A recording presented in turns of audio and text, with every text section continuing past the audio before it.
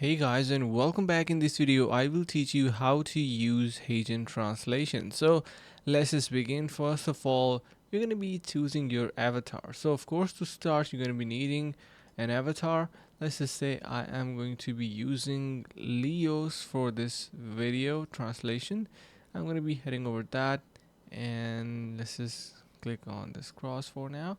Alright, so this is our avatar, and since you can see it is saying no script, we're going to be adding a script over here on top left. So let's just type in here: today we will learn how to translate.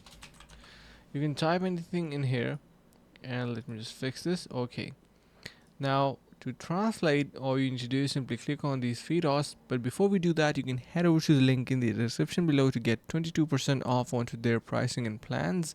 So that is something you should be trying out.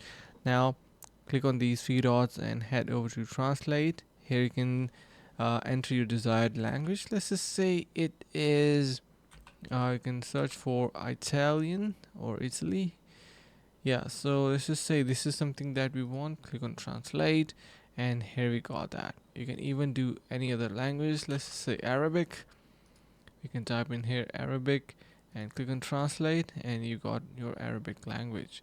Now once you apply that, you can see it will be inside our script section, and once you generate your audio, it will be in Arabic instead of English. So let's just hear that.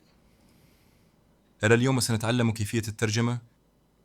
Alright, so that's how you can basically translate your languages, and you can use Heygen for translation.